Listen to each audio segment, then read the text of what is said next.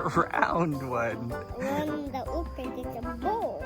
Hey everyone, and welcome back to another week of the Great Garden Challenge, where we're taking this 15 by 20 foot garden space and seeing how much we can grow over the course of an entire season, right? And if you were tuned into last week's video, you got to see how we pulled out our peas, ended up seeding a succession of green beans in, transplanted some cucumbers and squash, and then I had to go. And I was gone to a SeedTime meeting, and when I came back, the cucumbers were just devastated, basically completely eaten by cucumber beetles, and the squash was struggling some as well. This has been our challenge through this season, especially, is with these cucurbits. But this week, we continue where we left off, and I started out with an attack plan for the pests in the garden, both the cucumber beetles and the squash bugs. So all of that coming right up, but don't forget to drop down and put in your guess of how much you think that we're gonna grow throughout this entire season. There is still time to do it. The time frame is narrowing down because we can't just leave it open through the entire season. We're tracking this as we go. There's a link down in the description where you can see how much we have grown so far. So drop down there, click on that link, put in how much you think we can grow, and whoever gets the closest is gonna win the Ultimate Garden Giveaway, where you win $500 worth of free seeds, a free Birdie's raised bed, lifetime unlimited level access to the SeedTime Garden Planner. You're not gonna wanna miss it. Go drop down, put in your guess, and while you're at it, go ahead and like and subscribe to this channel. Hit that bell icon to be notified of each video as we come out, because we're tracking this through the entire season. So go do that right now. And now let's talk about what happened this week. So to start out this week, I came out and took another little look at our cucumbers and our squash. And one cucumber plant was just pretty much completely done. I pulled it out of the garden and checked it. The other one has a little bit of life left in it. There's barely a little space where the leaves are still coming out, and so I said, hey, let's try and see if we can save it, right?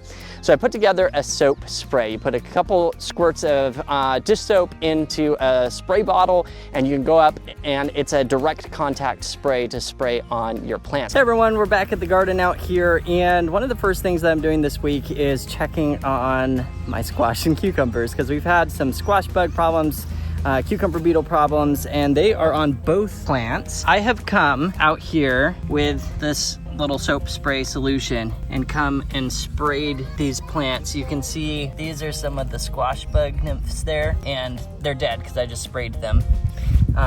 But we've been doing that here. Here you can see a cucumber beetle on this leaf right here, still alive. They are really hardy compared to the squash bug nymphs. They really stick around. But doing that with my squash plants here and my one cucumber plant that has survived. They just really got eaten up by these little bugs. So I'm gonna be seeing if we can save them. So I'm out checking in on my squash and cucumber plants here. You know, we were spraying these bugs earlier this week, and just every day, I maybe missed a day or two, but been coming out regularly, and each time there's been a few more bugs, but it's getting less and less. So on this squash plant here, let's take a look real quick. I just looked under all of these other leaves, and I haven't seen any, but I did see one little guy. Let's see if we can see him right there. And there's some hiding in the marigolds here as well. So I'm gonna give them a quick little spray down.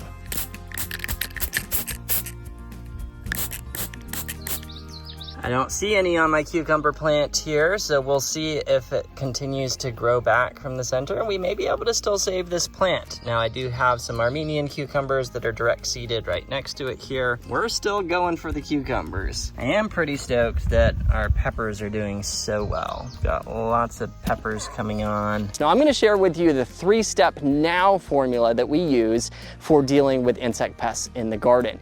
And the first step is to, quotes, nuke them, right? And this is basically tongue-in-cheek. If you have a pest issue that has gotten to the point where you have to do something about it, where they're completely demolishing your plants, right? Otherwise, if there's just there's a bug here, there's a bug there, we want to encourage biodiversity in the garden. We want to encourage that balance because we want to encourage the beneficials. For every bad bug, there's a ton of good bugs, and we want to encourage those beneficials in our garden as well. So you don't want to just go out and kill all the bugs. But if they are completely destroying your plants like they were here with my cucumbers, well, now comes the spray. So I pulled out my soap spray. If you want to go super, super organic, you would want to use Dr. Bronner's, I believe, has a really pure Castile soap, or you can purchase a certified organic insecticidal soap that you can use.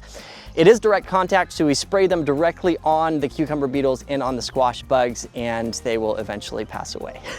So that is step number 1. Number 2 is to organically fertilize, or just make sure that they have the nutrients that they need. So I did that a little bit with my cucumber here. That being said, I don't want to over fertilize them. I have put in a decent amount of fertilizer on these plants, so I am trying to watch that balance. And number 3 is to water them in, or just make sure that they are not water stressed. If anything, mine are over water stressed. So I am not specifically watering them more right now because I know that it is super moist and they don't like too much water. So I'm actually trying to let them dry out a little bit. So that is our 3-step now formula for dealing with insect pests. As I was doing that, I also was looking around the rest of the garden and saw a few more Japanese beetles on my green beans. Seen very few of them. One last week, few more this week. I gave them a little spray and that took care of them as well. Otherwise, the green beans are looking quite nice. As you can see, our green beans have come up here. The baby lettuce on this side is not really done that great. There may be a few of them coming up here, but it's really hot, exposed to the sun, and they didn't stay moist probably for the whole time while they were germinating. But I'm gonna come in, thin these green beans here. You can see our baby lettuce is doing fantastic along here, so we're gonna be coming and cutting that. Baby arugula is ready to cut very soon here. And then over here, one of our peppers has actually fallen over. I'm gonna tie it up, but you can see all of these peppers in here. And we've got more peppers coming on. They're looking great. We need to harvest baby lettuce under our tomatoes here. The carrots are just crazy. My boys just pulled a few of the carrots out already today. And then the basil here, we can do a good picking on the basil as well. If you come in here, as you can see, our green beans have just climbed to the top of the trellis. They're going bonkers. They're really doing quite well.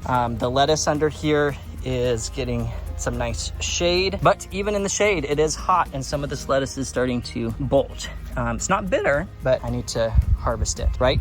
Our tomatoes, look at our tomatoes. I'm very pleased with them. We're seeing just a little bit of signs of some blight on them here. So I am going to be continuing with our nutrient protocol here. I have not sprayed them yet with baking soda, but we'll see. You can see our tomato bunches. We've got some nice bunches. We got some tomatoes that are actually blushing. If I come down over here, you can see these beautiful tomatoes, just about ready to pick actually pretty soon here. On this side, we have our determinate tomatoes.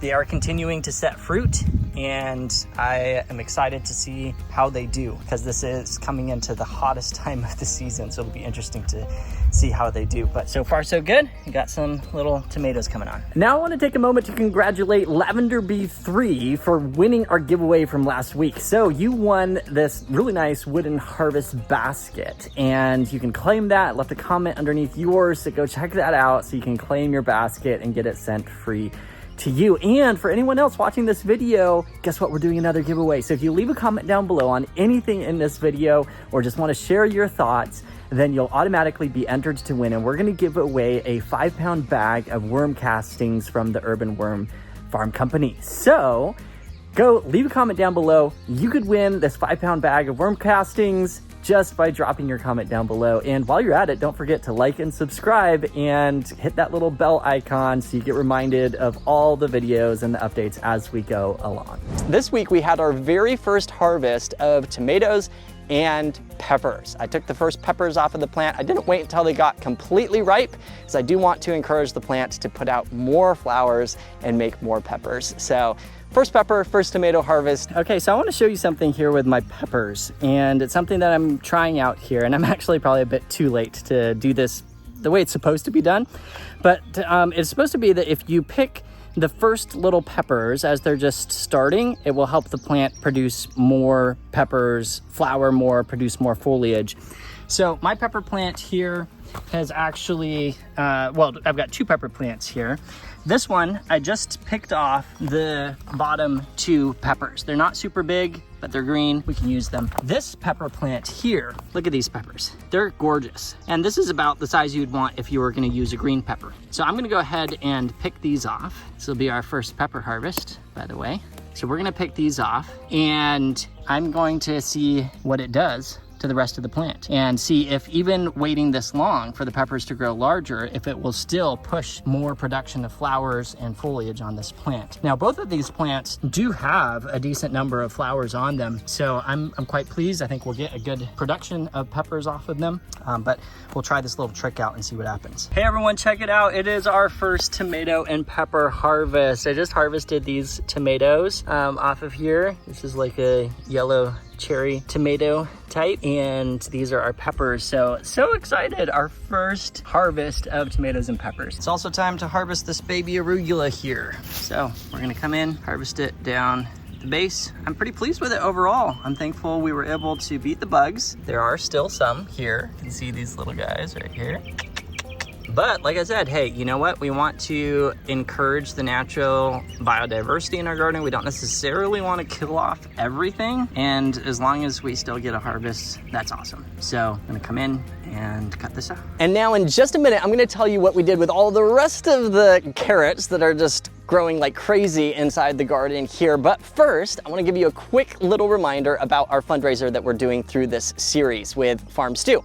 So if you would like to make a difference in the world while growing your own food, this is a way that you can do that, because what we're doing is raising funds to lift 100 families out of poverty into an abundant life. Farm Stew has already helped thousands of families by teaching them how to grow their own food, how to sell it to the community even, and a whole holistic approach to help lift them out of poverty in a really legit manner. So if you would like to be a part of that, there's a link down in the description below. You can donate towards it, and anyone who donates $1,000 or more is gonna trigger another bonanza giveaway. It's a surprise giveaway. It's gonna be really cool. So go down, donate to that, and while you're at it, don't forget to like and subscribe to this channel.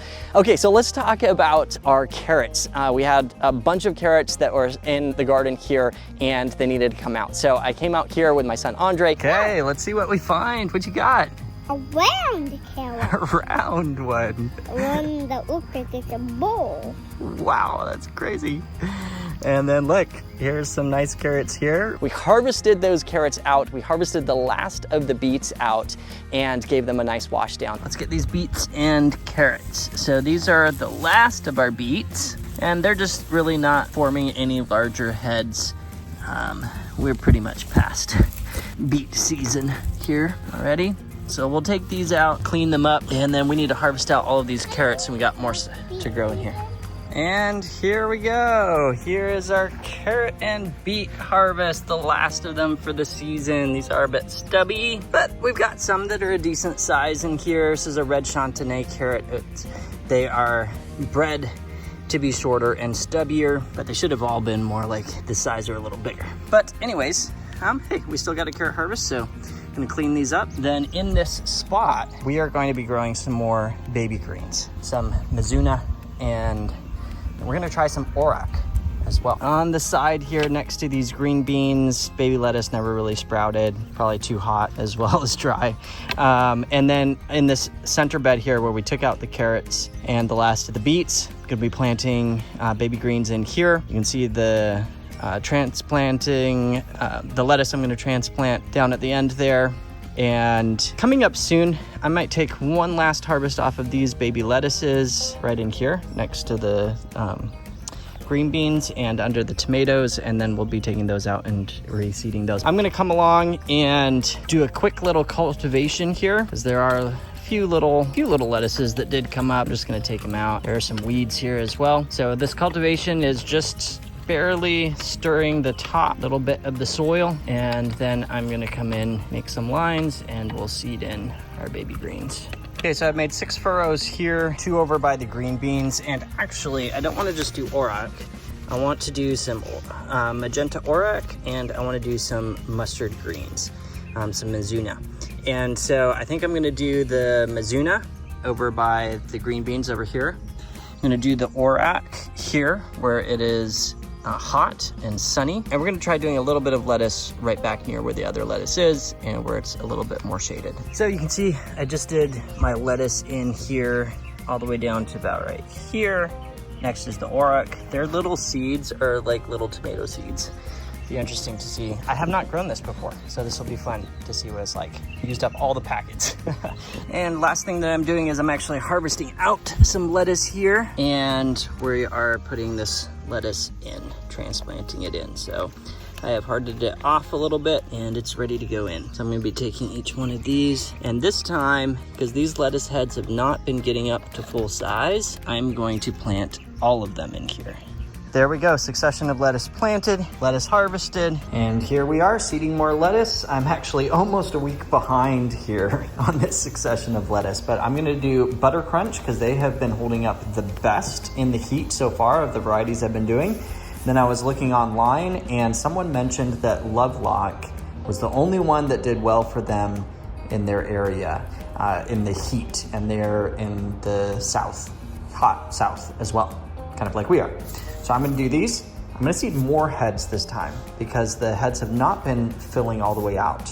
And so I'm gonna seed some more and we'll see how they do. Hey everyone, so I'm gonna give you a quick video update of the garden here so you can see what's going on. So here we are. You can see since last time we took out our peas. They had reached the end of the season there. We put in some marigolds on the ends of these beds here, and you can see our little nasturtium that we put in here as well. Also our baby lettuce, you can see back behind this succession planting of green beans. And our green beans are doing beautifully. I love seeing them climb the trellis. They just climb up to the center up there. They're adding some very nice shade for our lettuces down below here. So we're getting some nice dappled sunlight down there for them and keeping them a lot cooler.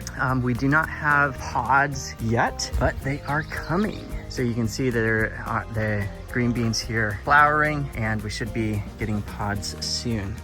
So the whole concept here is that in the center, this bed in the center will be shaded by these green beans and the tomatoes coming up the other side here. And that will hopefully give us a nice place to grow some of the cooler weather crops. We have some baby lettuce down underneath the green beans on each side here. Got some baby lettuce growing on the bottom of this one as well. And then under the tomatoes, you can see our baby lettuce is growing all along under the tomatoes.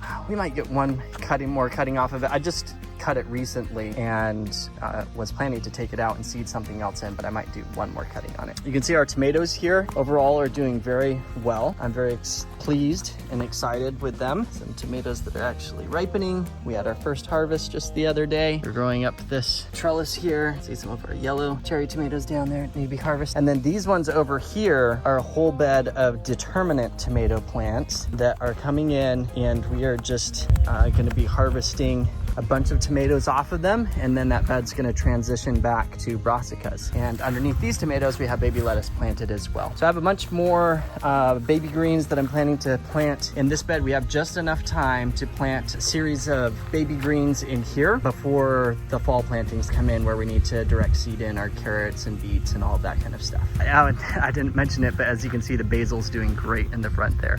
So this has been a lot of fun. We've been tracking all of the produce that comes out of here, seeing how much we've grown. We've already grown over $700 worth, and can't wait to see what it does by the time we come to the end of the season. That brings us to a wrap for this week. Thank you so much for watching. Once again, don't forget to like, subscribe, and hit that bell icon to be notified of the new videos that come out throughout this entire season. I hope this is helpful for you. Let me know down in the comments below if walking through an entire season like this is helpful for you in your garden, because ultimately that is what we are here for. We want to make gardening easier for you, which reminds me, if you have not gotten your free SeedTime account, SeedTime does that by giving you a calendar that you can easily visualize your entire season and see when to seed, transplant, harvest, set up succession plantings. That's what I'm using with this garden here to do this intensive gardening throughout this entire season. And you can get your own free account down in the description below. So click that link down there, grab your free SeedTime account, and I can't wait to see you next week.